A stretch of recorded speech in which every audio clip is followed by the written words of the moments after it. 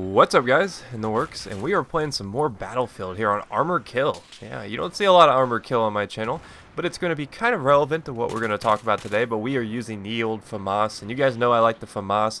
We're using kind of a wacky setup. We're going to be using burst fire with foregrip and flash suppressor. I can't say it's the best setup in the world, but I was just trying some stuff out. I figured, why not see what it's like, Foregrip obviously is going to hurt your aimed accuracy, and this is really, when you're using it with burst fire, you don't really want to hurt your aimed accuracy even more, especially on a map like what you see me playing here, where Bandar Desert, where you have long lines of sight and accuracy is super important. This is probably a pretty foolish setup, but like I said, I was just trying some stuff out. Alas, I did do pretty decently with it, but I wouldn't say I would suggest this on a long-range map. That being said, FAMAS is awesome. I'm a FAMAS kind of guy. But we're going to talk about the PS4, kind of. We're going to talk about the Xbox 720, kind of. We're going to talk about PC, because the topic today is going to be how the next-gen consoles are going to really help Battlefield. Because, I had a conversation the other day, basically talking about, the thing that held Battlefield back on PC and Xbox was just the limitations. PS3 had the same limitations. There was a lot of things that they couldn't do on the consoles that they could do on the PC. PC got a few, little extras. They got more players. They got a few, better graphics, a few little small things here and there. But for the most part, pretty much the same. But with the onset of the new consoles, they're going to have 8 gigs of RAM. Isn't that what the PS4 is going to have? And it's going to have a graphics card that's similar to the old graphics card I had in my computer. I think I had a Radeon 6870, and I think that the PS3, or PS4 I should say, I keep wanting to call it the PS3. The PS4 is going to have something along those lines, maybe a little bit newer in the architecture. But the processing power is going to be around that, and I could run Battlefield 3 on high. So I'm guessing, since PS4 comes out in holidays this year, they've already said holidays 2013, which means that Xbox 720 is no doubt going to come out as well. So we're going to see a brand new, fresh take on the consoles, which means that the Battlefield 4 we get is not going to be held back by a lot of these limitations. And I think that's going to be a good thing, because no longer are we going to have to wait for patches. The patching process was probably one of the most painful things about Battlefield 3, is waiting months and months and months for a fix to the smallest thing. And I'm looking for those guys, because I didn't want to revive that guy and then just get killed right away. Just for all you revive horrors out there. But I was being cautious, because I didn't want to revive him and then we all die. But anyways, back on topic.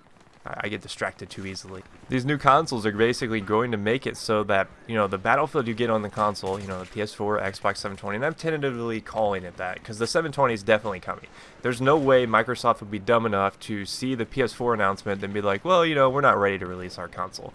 The last thing they want is to give PS3, or PS4 I should say, I keep calling it PS3, PS4 a head start. I know that didn't the PS3 actually release a little bit sooner than the 360? 360 caught up eventually, but I don't think they can do it this go around. I think they have to bring it out, because then they'll be behind not only the Wii U but the PS4, and I just don't see Microsoft being that silly.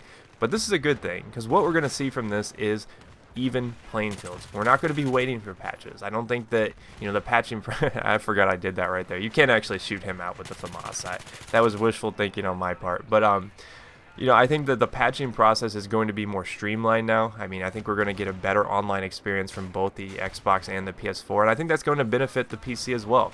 I think everyone, no matter what platform you play on, is going to see a benefit from the new consoles. No longer are you guys going to have those player cap limitations. You're not going to get screwed over on a DLC because it's too big for your platform. The one thing that held back the current generation consoles is they just didn't have enough memory to support more than 12 players. And I know you look at that and you're like, well, MAG did 128 or whatever. You got to look at it like this, guys. Frostbite 2 is a big engine. There's a lot that goes into a Battlefield 3 map, and they're probably squeezing every little ounce out of the system to even get it to see what we look at right now on the consoles. So the new generation consoles, they'll eliminate that that player cap. You'll have the bigger count servers, and that's a good thing, because now they can develop DLCs that cater to everyone, not just the PC market, not just the console market. I think that close quarters was kind of a compromise. They're like, okay, we'll give you close quarters, and that'll be kind of a trade-off for the fact that you don't have as big as player counts. You'll have more action on close quarters. And you know, I guess it kind of worked. I guess it was a smart idea, but now we can have DLCs. Now we can have a game tailored to everyone. And that's important to me because I hated, you know, talking about all the fun I've had in Battlefield 3, you know, how I really enjoyed Armored Kill maps, and then I turn around and all my console friends are like, yeah, it sucks for us. Because that shouldn't be the way it should be. I mean, it should be that everyone can enjoy the game no matter what you play on. And I'm actually pretty confident. I liked what I saw from PS4. At first I was like, you know, I don't think I would get it. And I'm still not convinced that I would ever buy a PS4 because, I mean, I have 3 really good graphics cards. I still have a 6870 laying around. I still have a 670 and a 680. So I am rich in terms of graphics cards right now. But you know, maybe PS4 does something that convinces me, hey, you know, maybe I should buy Battlefield 4 on that as well. I don't know. I mean, I liked what I saw. I thought the system looked very streamlined, especially that built-in like theater mode or recorder. You know, it's built into the PS4, which means that DICE isn't going to have a lot of excuses for not having some sort of like battle recorder, and I used their quotes during that, but you know, some sort of theater mode, some sort of replay thing, because they've talked about it. Now there's no excuses on the PS4, which means that, you know, everyone else will probably see some sort of incarnation of that, so that's a good thing. So I really think these consoles are going to be a blessing in disguise. A lot of the PC guys look at it and they scuffed. I know when I was watching the PS4 things, I made a couple jokes about how, you know, the PlayStation guys were like, oh, well, you know, our system is supercharged. It's like a PC but optimized for gaming. I'm like, wait, you telling me my PC isn't made for gaming?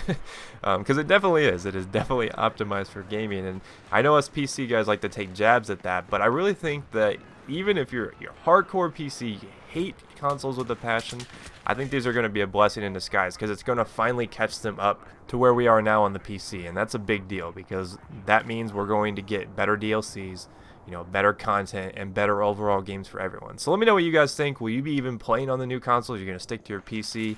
And you console guys, are you excited for this news? I mean, I'm sure we're going to hear something from the Xbox side of things here soon. So I'm pretty excited. I really have high hopes for Battlefield 4. I think they'll improve on a lot of the things that you know, maybe fell a little bit short in Battlefield 3. But I think Battlefield 4 will probably end up being the complete package. But if you missed my other videos, here's a chance to catch up. I did a Crysis 3 video yesterday, which is really awesome. So if you're wanting to know a little bit more about Crysis 3, check this out. It's in 1080, you know, on the PC pristine gameplay. And before that, I did a Battlefield 3 video that you guys might be interested in. So check either of those out, and I will see you guys next time. Peace.